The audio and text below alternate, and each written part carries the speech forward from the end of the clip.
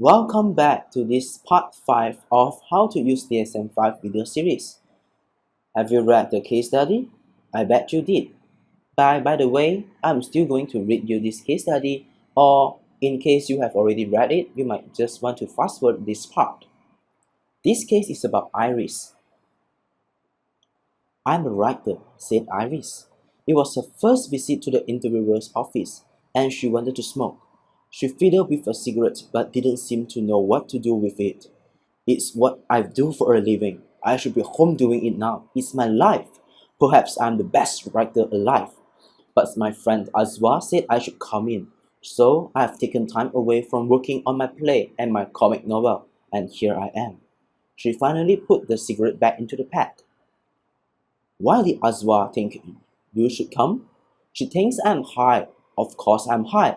I'm always high when I'm in my creative phase. Only she thinks I'm too nervous." Iris was slender and of average height.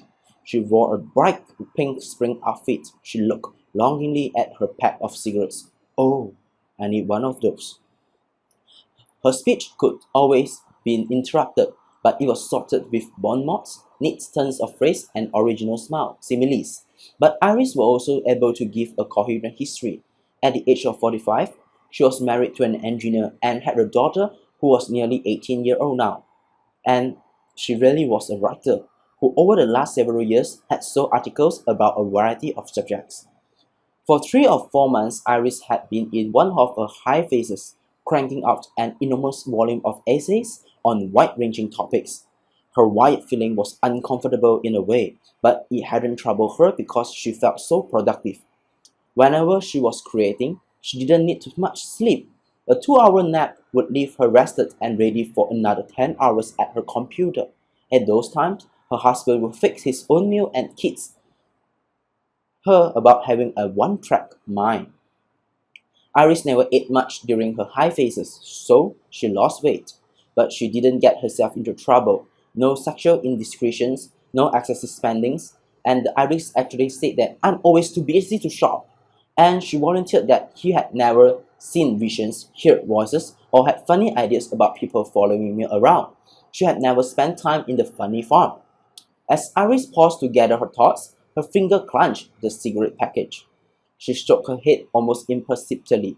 Without uttering another word, she grabbed her purse, arose from the chair, and swept out of the door. It was the last time the interviewer saw her for a year and a half. In November of the following year, a person announcing herself as Iris dropped into the same office chair. She seems like an imposter. She had gained 30 to 40 pounds, which she had stuffed into polyester slacks and a sweater. "As I was saying," were the first words she uttered. Just for a second, the corner of her mouth twitched up, but for the rest of the hour she soberly talked about her latest problem, writer's block.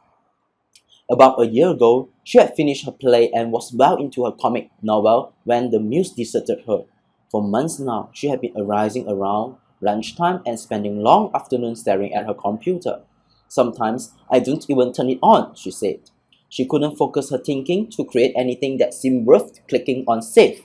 Most nights she tumbled into bed at 9. She felt tired and heavy, as though her legs were made of bricks. "It's cheesecake, actually," was how Iris described her weight gain.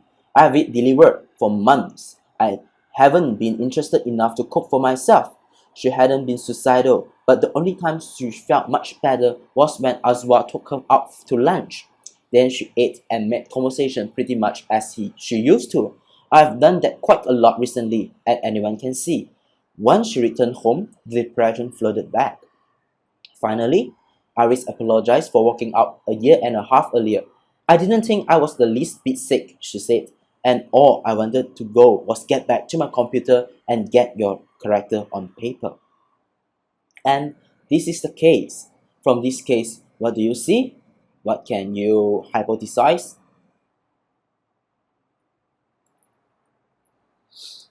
So now, to write the diagnosis, the first step is to locate the disorder that meets the criteria. From what the case study presents, I think Iris is having bipolar 2 disorder. So let's look at the diagnostic criteria of bipolar 2 disorders. It's about the hypomanic episode first. It states, a distinct period of abnormally and persistently elevated, expansive or irritable mood, and abnormally and persistently increased activity or energy lasting at least 4 consecutive days and present most of the days nearly every day. From the case study, it was mentioned that Iris was in that state for 4 months. Criteria B. During the period of mood disturbance and increased energy and activity, 3 or more followings have persisted. Let's see. Inflated self-esteem or grandiosity. Iris actually mentioned in the first session that she said, perhaps I'm the best writer alive. Decreased need for sleep. Feel rested after only 3 hours of sleep. Iris also mentioned that she can take a 2-hour sleep and then can continue working for 10 hours. Look at the criteria. This criteria, flights of ideas of subjective experience that thoughts are raising. Well, Iris did produce enormous volume of essay during her creative phase. And maybe this criteria, excessive involvement in activities that have high potentials for painful consequences. Perhaps 10 hours working at computer continuously and not eating much can fit into this criteria. Look at the criteria number D. The disturbance in mood and the change in functioning are observable by others. Well, we can say that too because Iris was referred by friends so that she can get some help. The criteria E. The episode is not severe enough to mark impairment in social or occupational functionings or to necessitate hospitalization. If there are psychotic features, the episode by definition manic. By the case study, Iris actually mentioned here she has no visions, she has no weird sounds, and no other psychotic features. And to have a client to be diagnosed with a bipolar 2 disorders, she must present a major depressive episode. Here are the criteria from the DSM-5 about this major depressive episode. The criteria A. 5 or more of the following symptoms have been present during the same 2-week periods and represent a change from previous functioning. At least one of the symptoms is either depressed mood or loss of interest or pleasure. Okay, the criteria here 2 weeks, but for Iris it's for months now since her latest problem, the writer's block. Depressed mood most of the day, nearly every day. Yes, Iris was sad, uninterested to cook. Significant weight gain is fit into this criteria. Significant weight loss when not dieting or weight gain. For this criteria, insomnia or hypersomnia are nearly every day. Iris matched this by sleep at night and wakes up at the afternoon. Iris also feels tired and heavy that fits this criteria, fatigue or loss of energy nearly every day. And Iris also reported that she could not focus, which kind of correlates to this criteria, diminished ability to think or concentrate, or indecisiveness nearly every day. And according to Iris, the symptoms actually cause significant distress or impairment in her social, occupational, and other important areas of functioning. Since Iris did not actually suggest that the episode was attributable to physiological effects or substance or another medical condition, so we can be quite confident to say that Iris is living with bipolar 2 disorders. So let's see. We have a checklist here for bipolar 2 disorders. For criteria A, criteria have been met for at least one hypomanic episode and at least one major depressive episode. Check. There has never been a manic episode. Check. The occurrence of the hypomanic episodes and major depressive episodes is not better explained by other disorders. Check. The symptoms of depression or the unpredictability caused by the frequent alternation between periods of depression and hypomania causes clinically significant distress and impairment in major areas of functioning. Check.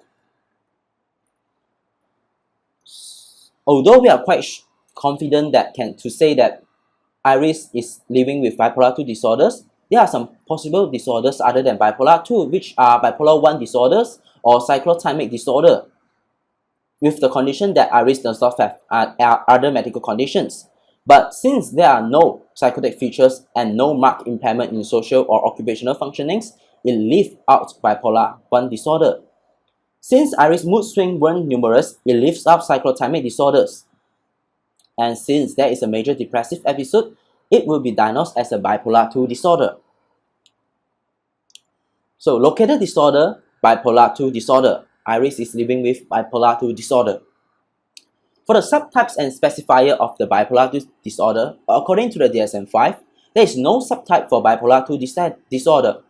For bipolar 2 disorder specifiers, it's about the current or most recent episode, feature specifiers, severity, and cause. These are the abstract from the DSM-5 about the specifiers, the current or most recent episode, and also the severity and the cause, and also the feature specifiers. In Iris' case, the specifiers for the case are current or most recent episode, depressed. Feature specifier, atypical features, and you could refer to the page 151 on the DSM-5 or page 87 for DSM-5 desk reference. For the severity specifier, her depression is at a moderate level. For cause specifier, not applicable in the Iris case. Let's see the code name for the bipolar 2 disorder in ICD-10. In the DSM-5, the code for the bipolar 2 disorder is F31.81. Lastly, we have to arrange the multiple diagnosis.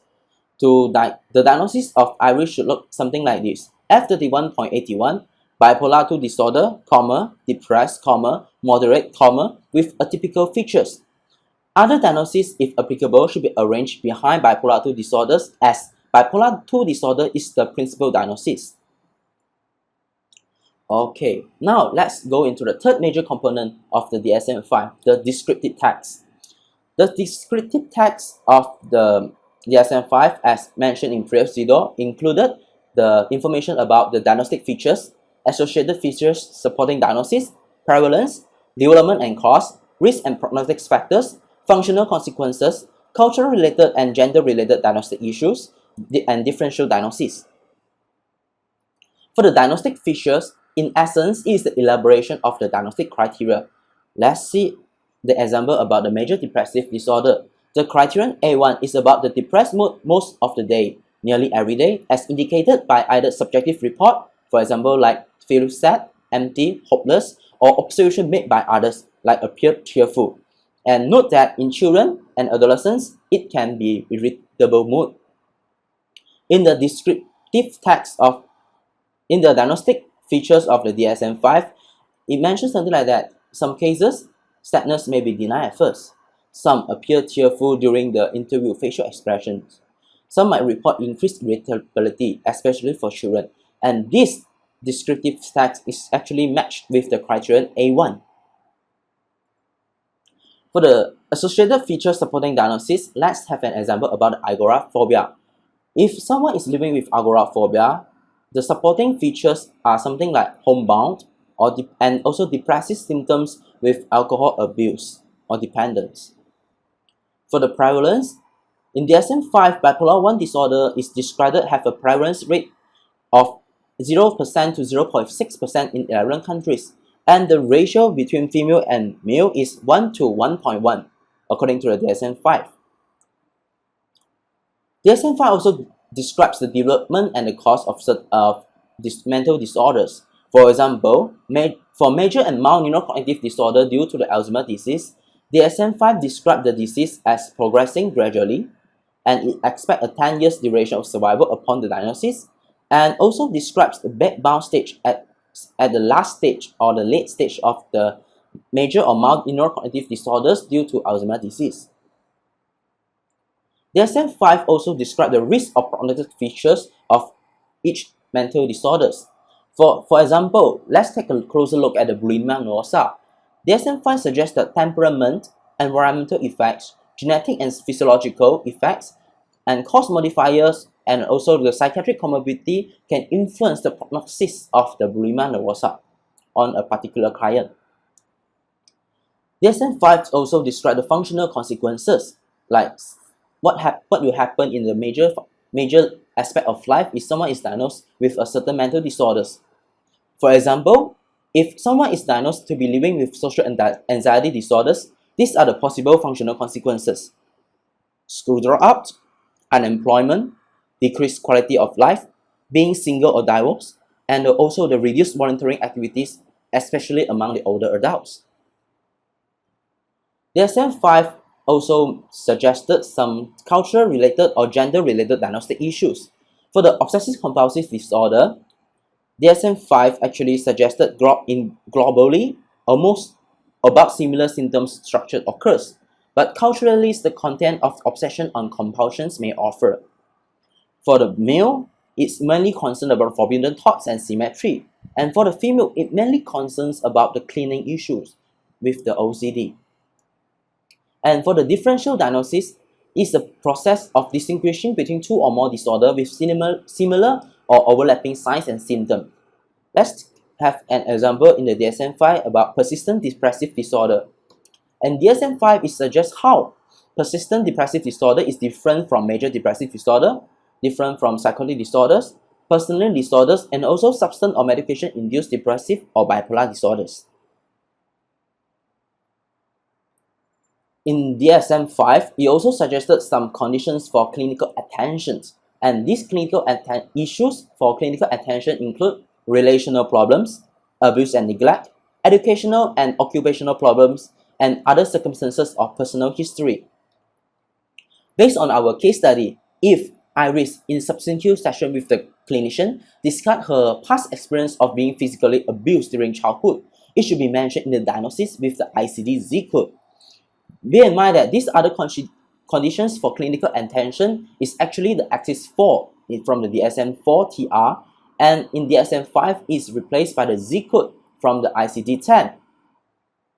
So the new diagnosis for Iris is this: bipolar 2 disorder, depressed, moderate, with atypical features, personal past history of physical abuse in childhood, and the correspondence ICD code would be F31.81, Z62.810. Here comes the last part of DSM-5, section 3 of the DSM-5. And I would like to discuss this part in the next part of the video. I hope you have enjoyed this part 3 of how to use DSM-5 video series. Thank you.